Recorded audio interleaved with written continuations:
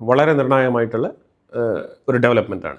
ചൈനയുമായിട്ട് ബന്ധപ്പെട്ട വാർത്തയാണ്. എന്തുകൊണ്ടാണെന്ന് പറഞ്ഞാൽ അമേരിക്ക ചൈനയ്ക്കെതിരെ ശക്തമായിട്ടുള്ള നിലപാടെടുത്തുകൊണ്ട് അതിലേക്ക് ഇന്ത്യയെ വലിച്ചഴയ്ക്കുന്ന രീതിയിലുള്ള പ്രസ്താവനകളുമായിട്ട് മുന്നോട്ട് വന്നിട്ടുണ്ട്. ഇപ്പോൾ ഈ വിഷയത്തിൽ ഇന്ത്യ ഒരു തരത്തിലും പോസിറ്റീവായിട്ടോ നെഗറ്റീവായിട്ടോ റെസ്പോണ്ട് ചെയ്തിട്ടില്ല. പക്ഷെ ഇതിനകത്ത് ഇന്ത്യക്ക് അങ്ങനെ നെഗറ്റീവായിട്ട് റെസ്പോണ്ട് ചെയ്യാൻ പറ്റില്ല. കാരണം നമുക്ക് വളരെ വ്യക്തമായിട്ട് അറിയാം, നമ്മളുടെ ശത്രു എന്ന് പറഞ്ഞാൽ അത് ചൈനയാണ്. പാകിസ്ഥാൻ ത്രൂ ചൈന കളിക്കുന്നുണ്ട്. ഇപ്പോൾ പാകിസ്ഥാനെ ചൈന മാത്രം സപ്പോർട്ട് ചെയ്യുന്നില്ല എന്നുണ്ടെങ്കിൽ പാകിസ്ഥാൻ എന്നേ മുട്ടുകുത്തി വീണേനെ.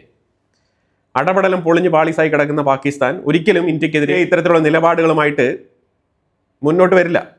ഇന്ത്യ പാകിസ്ഥാനെ മറികടന്ന് ബഹുദൂരം മുന്നിൽ എത്തിക്കഴിഞ്ഞിരിക്കുന്നു എന്നുള്ളതാണ് യാഥാർത്ഥ്യം. ഇവിടെ ശരിക്കും അമേരിക്ക കളിക്കുന്ന ഈ ഒരു ഗെയിം, ഇൻഡോ പസഫിക് എന്ന് പറഞ്ഞ ആ ഒരു തീമിനെ വെച്ചുകൊണ്ട് അമേരിക്ക കളിക്കാൻ ഒരുങ്ങുന്ന ഒരു കളി, ആ കളി ശരിക്കും പറഞ്ഞാൽ ഒരു ആണവായുധ കോമ്പറ്റീഷനിലേക്ക് ലോകത്തെ നയിക്കുമോ എന്ന് വരെ ഡൗട്ട്ഫുള്ളായിട്ട് നോക്കിക്കാണുന്ന പഠനങ്ങളുണ്ട്. ഈ പഠനങ്ങൾ പറയുന്നത് എന്താണെന്ന് പറഞ്ഞാൽ, ഇപ്പം റീസെൻ്റായിട്ട് ഞാൻ 2 ദിവസങ്ങൾക്ക് മുമ്പ് ചൈന രഹസ്യമായി അവരുടെ ആണവായുധ ഫെസിലിറ്റികളിൽ വൻതോതിൽ കൺസ്ട്രക്ഷൻ പണികൾ നടത്തുന്നുണ്ട്. 80ലധികം കോൺക്രീറ്റ് സെറ്റപ്പുകൾ, പാഡുകൾ അവിടെ പ്രത്യക്ഷപ്പെട്ടിട്ടുണ്ട്. ഈ 2 ദിവസങ്ങൾക്ക് മുമ്പുള്ള വാർത്തയിൽ ഞാനിത് ഇൻക്ലൂഡ് ചെയ്തിരുന്നതാണ്. ഈ റിപ്പോർട്ട് പ്രത്യേകിച്ച് റോയിട്ടേഴ്സ് എന്ന് പറഞ്ഞ മാധ്യമമാണ് റിപ്പോർട്ട് ചെയ്യുന്നത്. റോയിട്ടേഴ്സിൻ്റെ 3 പ്രഗത്ഭരായ റിപ്പോർട്ടേഴ്സാണ് ഇതുമായിട്ട് ബന്ധപ്പെട്ട സാറ്റലൈറ്റ് ഇമേജറി പർച്ചേസ് ചെയ്ത്, ഒരു പ്രൈവറ്റ് സാറ്റലൈറ്റ് ഇമേജറി കമ്പനിയാണ് ഈ ക്ലിക്സ് എടുത്തിരിക്കുന്നത്. ഈ ഫോട്ടോഗ്രാഫ്സ് അതിൽ നിന്നും പർച്ചേസ് ചെയ്ത് ഇവർ അതുമായിട്ട് ബന്ധപ്പെട്ട ഒരു റിപ്പോർട്ട് തയ്യാറാക്കിയിട്ടുണ്ട്. ഈ റിപ്പോർട്ട് ശരിക്കും ഭീതിപ്പെടുത്തുന്ന ഒരു റിപ്പോർട്ട് തന്നെയാണ്. ഓക്കെ, അമേരിക്കയുടെ അടുത്തും റഷ്യയുടെ അടുത്തും ആണവായുധങ്ങളുണ്ട്. കുറേ കാലം സൂപ്പർ പവർ ആണെന്നുള്ളൊരു നാടകം നടത്തിക്കൊണ്ടിരിക്കുന്ന 2 രാജ്യങ്ങളാണ്. 2 സൂപ്പർ പവർ ബാലൻസ് ചെയ്യുന്ന രാജ്യങ്ങളാണ്. സോ അവരുടെ കയ്യിൽ ആണവായുധമുണ്ട് എന്നുള്ളത് പൊതുവിൽ ഈ ലോകം മനസ്സിലാക്കിയ വിഷയമാണ്. അത് ആർക്കും ഭീഷണിയില്ലാതെ അവർ തുടർന്ന് കൊണ്ടുപോകുന്നു എന്നുള്ളതും നമുക്ക് അറിയാവുന്ന കാര്യമാണ്. പക്ഷെ ഇവിടെ ഈ അമേരിക്ക ആയിക്കോട്ടെ റഷ്യ ആയിക്കോട്ടെ ഈ ആണവായുധം ഡിറ്ററൻസിന് വേണ്ടിയിട്ടാണ് എന്നാണ് പല രാജ്യങ്ങളും പറഞ്ഞു വെക്കുന്നതെങ്കിലും ശരിക്കും നെഗോസിയേഷൻ്റെ ടൈമിൽ ഈ ആണവായുധം കൈവശം വെച്ചിരിക്കുന്ന രാജ്യങ്ങൾക്ക് ഒരു സുപ്രീമസി കിട്ടാറുണ്ടോ എന്ന് ചോദിച്ചാൽ കിട്ടാറുണ്ട്. സോ ഇത് ഡിറ്ററൻസിന് വേണ്ടി മാത്രമല്ല, നെഗോസിയേഷൻ്റെ ടൈമിൽ ഒരു അപ്പർ ഹാൻഡ് കിട്ടാനും കൂടി, മറ്റുള്ള രാജ്യങ്ങളെ പേടിപ്പിക്കാനും കൂടി ഈ ആണവായുധം ഉപയോഗിക്കപ്പെടുന്നുണ്ട് എന്നുള്ളതാണ് യാഥാർത്ഥ്യം. ഞാൻ അങ്ങനെ തന്നെയാണ് അതിനെ കാണുന്നത്. അപ്പോൾ ഈ സാഹചര്യത്തിൽ ഇപ്പം ചൈനയിൽ ഉണ്ടായിരിക്കുന്ന മാറ്റം എന്താണ്? ചൈന നാച്ചുറലി കേമോഫ്ലാഗ് മെത്തേഡിൽ പല റോഡുകളും കൺസ്ട്രക്ഷൻസ് ഒക്കെ ഈ മേഖലയിൽ നടത്തിയിട്ടുണ്ട്. ഷിങ്ജിയാങ് എന്ന് പറഞ്ഞ പ്രൊവിൻസിലാണ് ഇവരുടെ ആണവായുധ ശേഖരണങ്ങൾ ഇവർ ശേഖരിച്ച് വെച്ചിരിക്കുന്നത്. അതൊരു ഡെസേർട്ട് ഏരിയയാണ്. ആ ഡെസേർട്ട് ഏരിയയിൽ കല്ല് പാകിയതുപോലെയുള്ള റോഡുകളും വഴിത്തടങ്ങളൊക്കെ സാറ്റലൈറ്റ് ഇമേജറിയിൽ വിസിബിൾ ആകുന്നുണ്ട്. ഇത് വളരെ റീസെൻ്റ് ആയിട്ട് ഇവർ ബിൽഡ് ചെയ്തെടുത്തിരിക്കുന്ന സംഗതിയാണ്. 80 സൈലോസ് യൂണിറ്റ് ഇവർ ബിൽഡ് ചെയ്ത് റെഡിയാക്കിയിട്ടുണ്ട്. ഈ സൈലോസ് യൂണിറ്റ് എന്ന് പറയുന്നത് മിസൈൽ ലോഞ്ച് പാഡുകളാണ്, വളരെ സിമ്പിളായിട്ട് പറഞ്ഞു കഴിഞ്ഞാൽ. അപ്പോൾ ഈ മിസൈൽ ലോഞ്ച് പാഡുകൾ എന്തുകൊണ്ടാണ് ആ ഡെസേർട്ട് ഏരിയയിൽ ഇവർ നിർമ്മിച്ച് വെച്ചിരിക്കുന്നത് എന്ന് പറഞ്ഞു കഴിഞ്ഞാൽ 80 എണ്ണം ഇതുവരെ നിർമ്മിച്ചിട്ടുണ്ട്. ഇപ്പോൾ ഈ സൈലോസുമായിട്ട് ബന്ധപ്പെട്ട് നമ്മൾ നോക്കുകയാണെന്നുണ്ടെങ്കിൽ ഇത്തരത്തിലുള്ള മിസൈൽ ലോഞ്ച് പാഡുകൾ മറ്റുള്ള രാജ്യങ്ങളിൽ ഇല്ലേ എന്ന് ചോദിച്ചു കഴിഞ്ഞാൽ മറ്റുള്ള രാജ്യങ്ങളിലും ഉണ്ട്. പക്ഷെ ഇവിടെ നമ്മൾ മനസ്സിലാക്കേണ്ടത്, ചൈനയുടെ കയ്യിൽ ഓൾമോസ്റ്റ് 600 മുതൽ 700 ന്യൂക്ലിയർ വാർഹെഡുകൾ ഉണ്ടാവാം എന്നുള്ളതാണ് പൊതുവിലുള്ള കണക്ക്. ഇന്ത്യയുടെ ആണവായുധ ശേഖരങ്ങളൊക്കെ രഹസ്യമാണ്. അതുമായിട്ട് ബന്ധപ്പെട്ട വാർത്തകൾ അത്ര പബ്ലിക് ഡൊമൈനിൽ അവൈലബിൾ അല്ല.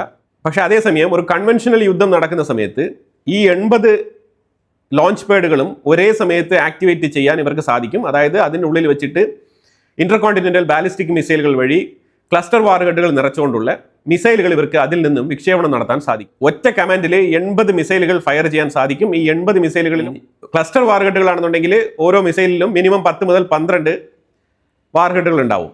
അങ്ങനെയാണെങ്കിൽ 80 × 10 ഗുണിച്ചു കഴിഞ്ഞാൽ നമുക്ക് മനസ്സിലാക്കാൻ പറ്റും 800ലധികം മിസൈലുകൾ ഒറ്റ കമാൻഡിൽ ചൈനയ്ക്ക് ഫയർ ചെയ്യാൻ സാധിക്കും. ഇന്റർകോണ്ടിനെന്റൽ ബാലിസ്റ്റിക് മിസൈലുകൾ, ഇതാണ് നമ്മൾ മനസ്സിലാക്കേണ്ടത്. അപ്പോൾ ഇത്തരത്തിലുള്ള ഫയർ പവർ ചൈന ഇൻക്രീസ് ചെയ്തുകൊണ്ടിരിക്കുകയാണ് ഡേ ബൈ ഡേ. 2030 ചൈന അവരുടെ അണുവായുധ ശേഖരം 1000-ൽ എത്തിക്കുമെന്നാണ് പറയുന്നത്.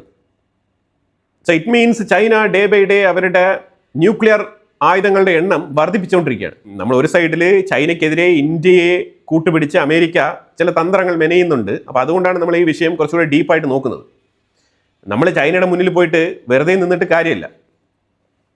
അപ്പം ഇന്ത്യയും ഇനി വരും ദിവസങ്ങളിൽ ഇതുമായിട്ട് ബന്ധപ്പെട്ട മേഖലകളിൽ ശക്തമായ രീതിയിലുള്ള റിസർച്ച് നടത്തേണ്ടതുണ്ട്. അതുപോലെ പരീക്ഷണങ്ങൾ നടത്തേണ്ടതുണ്ട്. അതും അണുവായുധ പരീക്ഷണം തന്നെ നടത്തേണ്ടതുണ്ട്. അത് ലൈവ് ടെസ്റ്റ്, ഹോട്ട് ടെസ്റ്റ് ആയിട്ട് നടത്താം, അല്ലാന്നുണ്ടെങ്കിൽ ഡ്രൈ ടെസ്റ്റ് ആയിട്ടും വേണമെങ്കിൽ നടത്താം. പക്ഷേ ഈ ലൈവ് ടെസ്റ്റ് നടത്തുമ്പോഴാണ് അതിൻ്റെ എഫക്റ്റീവ്നെസ് പൂർണ്ണമായിട്ടും ലോകത്തിന് മനസ്സിലാക്കി കൊടുക്കാൻ പറ്റുന്നത്. ഈ ഷിങ്ജിയാങ് പ്രൊവിൻസിൽ 2 ഏരിയകളിൽ ഹെക്സഗോണൽ ടൈപ്പിലുള്ള കൺസ്ട്രക്ഷൻ നടത്തി റെഡിയാക്കി വെച്ചിട്ടുണ്ട്. ഇവിടെ എല്ലാം തന്നെ ഈ സൈലോസ് അവർ നിർമ്മിച്ച് വെച്ചിട്ടുണ്ട്. മിസൈൽ ലോഞ്ച് പാഡുകളാണ്. അത് അണ്ടർഗ്രൗണ്ടിലാണ് ഈ ലോഞ്ച് പാഡുകൾ ഉള്ളത്. അവിടെയാണ് ഈ മിസൈൽ ലോഞ്ച് പാഡുകളൊക്കെ ഘടിപ്പിക്കുന്നത്. അപ്പോൾ ഇവിടെ നമ്മൾ മനസ്സിലാക്കേണ്ട വിഷയം എന്ന് പറഞ്ഞാൽ, ഒരു മിസൈൽ എന്ന് പറഞ്ഞാൽ അതിനൊരു വാർഹെഡ് ഉണ്ടാവും. ഈ വാർഹെഡിലാണ് അത് ന്യൂക്ലിയർ സബ്സ്റ്റൻസ് ആണോ അല്ലാന്നുണ്ടെങ്കിൽ അത് കൺവെൻഷണൽ മെത്തേഡിൽ ഉപയോഗിക്കുന്ന വെടിമരുന്നുകളാണോ എന്നുള്ളതൊക്കെ തീരുമാനിക്കപ്പെടുന്നത്. അപ്പോൾ ഈ വാർഹെഡിലാണ് ഡെറ്റനേറ്റേഴ്സും ഈ വെടിമരുന്നും ഉള്ളത്. അത് അണുവായുധമാണെന്നുണ്ടെങ്കിൽ അതിനകത്ത് യുറേനിയം, പ്ലൂട്ടോണിയം പോലത്തെ സബ്സ്റ്റൻസ് ഒക്കെ അതിൻ്റെ ഉള്ളിൽ കാണും. അപ്പം ഇതിനെ ക്യാരി ചെയ്ത് പോകുന്ന ഒരു മിസൈൽ സിസ്റ്റം ഉണ്ട്, അതിന് ഒരു ലോഞ്ച് പാഡ് ഉണ്ട്, ഇതിലുപരിയായിട്ട് ഇതിനൊരു C3 കമാൻഡ് യൂണിറ്റ് ഉണ്ട്, അത് കഴിഞ്ഞാൽ ഒരു കമ്മ്യൂണിക്കേഷൻ സെക്ടർ ഉണ്ട്. ഇതെല്ലാം തന്നെ സെപ്പറേറ്റ് മൊഡ്യൂളുകളായിട്ടാണ് കീപ്പ് ചെയ്യുന്നത്. അപ്പോൾ ഈ സെപ്പറേറ്റ് മൊഡ്യൂളുകളൊക്കെ ജസ്റ്റ് ഒന്ന് ഒരുമിപ്പിച്ച് കാര്യങ്ങളൊക്കെ നടപ്പിലാക്കാൻ ഒരാഴ്ച ടൈം വേണ്ടി വരും. പക്ഷേ ഇപ്പം ചൈനയാണെന്നുണ്ടെങ്കിൽ ഏതാണ്ട് 80ഓളം മിസൈലുകൾ ഓപ്പറേഷണൽ കണ്ടീഷനിൽ വെച്ചിരിക്കുകയാണ്. അതായത് ഒരു കമാൻഡിൽ ബെയ്ജിങ്ങിൽ നിന്നും ഒരു കമാൻഡ് കൊടുത്തു കഴിഞ്ഞാൽ 80 മിസൈലുകൾ ഷിങ്ജിയാങ് പ്രൊവിൻസിൽ നിന്നും ഫയർ ചെയ്യപ്പെടും. ഇതാണ് നിലവിലെ സ്ഥിതിഗതികൾ. അപ്പോൾ ഈ ഞെട്ടിക്കുന്ന വിവരമാണ് റോയിട്ടേഴ്സ് പുറത്തിറക്കിയിരിക്കുന്നത്. ഇത് ചൈനയോടുള്ള അപ്രോച്ചിൽ മാറ്റം വരുത്താൻ പല രാജ്യങ്ങൾക്കും ഉപകാരപ്പെടുന്ന ഒരു റിപ്പോർട്ടാണ്. അത് ചൈനയെ വേറൊരു തരത്തിൽ ചിത്രീകരിക്കാൻ ശ്രമിച്ചിട്ടുണ്ട് അമേരിക്ക. അതിന് പ്രധാനപ്പെട്ട കാരണം ട്രംപ് ചൈനയിലേക്ക് വളരെ റീസെൻ്റ് ആയിട്ട് നടത്തിയ ആ വിസിറ്റ് സമ്പൂർണ്ണ പരാജയമായിരുന്നു. ആ പരാജയത്തിനെ തുടർന്നാണ് ചൈനയ്ക്കെതിരെയുള്ള ശക്തമായ നിലപാടുമായിട്ട് അമേരിക്ക രംഗത്തിറങ്ങിയിരിക്കുന്നത്. വേൾഡ് ഫാസ്റ്റസ്റ്റ് ന്യൂക്ലിയർ വെപ്പൺ ബിൽഡപ്പാണ് ചൈന നടത്തിക്കൊണ്ടിരിക്കുന്നത്. ചൈനയുടെ സൗത്ത് വെസ്റ്റ് പ്രൊവിൻസ് ആണ് ഈ ഷിങ്ജിയാങ് പ്രൊവിൻസ് എന്ന് പറയുന്നത്. 140 കിലോമീറ്റർ മാറിയാണ് ഇത് സ്ഥിതി ചെയ്യുന്നത്. ഡെസേർട്ട് ഏരിയയാണ്. അവിടെ ഇടയ്ക്കിടയ്ക്ക് ചൈന ലൈവ് മിലിറ്ററി പരേഡ് നടത്താറുണ്ട്. അതുപോലെ തന്നെ ആ സ്ഥലത്തേക്ക് ഫൈബർ ഒപ്റ്റിക് കേബിളിൽ കണക്ഷൻസ് അണ്ടർഗ്രൗണ്ടിലൂടെ പോയിട്ടുണ്ട്. അതുപോലെ തന്നെ ഞാൻ പറഞ്ഞതുപോലെ ക്യാമോഫ്ലാഗ് മെത്തേഡിൽ നാച്ചുറലി തോന്നിപ്പിക്കുന്ന രീതിയിൽ അവിടെ കല്ല് പാകിയ റോഡുകളൊക്കെ അവിടെ ഇട്ടിട്ടുണ്ട്. ഇതൊക്കെ സാറ്റലൈറ്റ് മാപ്പ് റീഡ് ചെയ്യുന്ന ആൾക്കാർക്ക് വളരെ വ്യക്തമായിട്ട് മനസ്സിലാക്കാൻ പറ്റുന്ന കാര്യങ്ങളാണ്. അങ്ങനെ മാപ്പ് അനലൈസ് ചെയ്ത് സ്റ്റഡി നടത്തിയിട്ട് വളരെ ഡീറ്റെയിൽ ആയിട്ടുള്ള റിപ്പോർട്ടാണ് റോയിട്ടേഴ്സ് പുറത്തിറക്കിയിരിക്കുന്നത്. തീർച്ചയായിട്ടും ചൈന ഇറാനെ ഹെൽപ്പ് ചെയ്യാൻ വേണ്ടിയിട്ട് മിഡിൽ ഈസ്റ്റ് രാജ്യങ്ങളിൽ സ്ഥിതി ചെയ്യുന്ന അമേരിക്കൻ ബേസ്, അവരുടെ റഡാർ സിസ്റ്റം, ഇതെല്ലാം തന്നെ കൃത്യമായിട്ട് ഫോട്ടോ എടുത്ത് സാറ്റലൈറ്റ് ഇമേജറി ഇറാനിന് ഷെയർ ചെയ്ത് കൊടുത്ത് അതിലേക്ക് ആക്രമണം നടത്താൻ സഹായിച്ചപ്പോൾ അതിനുള്ള ഒരു തിരിച്ചടിയായിട്ട് വേണമെങ്കിൽ ഇതിനെ കാണാം. ചൈനയുടെ രഹസ്യ താവളങ്ങളുടെ സാറ്റലൈറ്റ് ഇമേജറി എടുത്ത് അമേരിക്ക ഇപ്പം പുറം ലോകത്തേക്ക് മനസ്സിലാക്കി കൊടുത്തുകൊണ്ടിരിക്കുകയാണ്. ഇതാണ് CIA കളികൾ. ഈ മിസൈലുകളെല്ലാം തന്നെ യുദ്ധകാലത്തിലാണ് ശരിക്കും ഓപ്പറേഷണൽ കണ്ടീഷനിൽ കൊണ്ടുവെക്കുന്നത്. പക്ഷേ ചൈന എന്തുകൊണ്ടാണ് ഇപ്പം തന്നെ ഓപ്പറേഷണൽ റെഡിനെസ്സിൽ കൊണ്ട് വെച്ചിരിക്കുന്നത് എന്നുള്ളത് നമുക്കറിയില്ല. ഇത് ശരിക്കും നെഗോസിയേഷൻ അപ്പർ ഹാൻഡ് കിട്ടാൻ വേണ്ടിയിട്ടും ഇന്ത്യയുമായിട്ട് ചർച്ച നടത്തുമ്പോഴാവാം, അമേരിക്കയുമായിട്ട് ചർച്ച നടത്തുമ്പോഴാവാം. ഇതൊരു അവയർനെസ് ക്രിയേറ്റ് ചെയ്യും. ചൈനയ്ക്ക് ഒരു അപ്പർ ഹാൻഡ് കിട്ടാൻ വേണ്ടിയിട്ടുള്ള റെഡിനെസ് ആയിട്ടാണ് അവർ ഇതിനെ കരുതുന്നത്.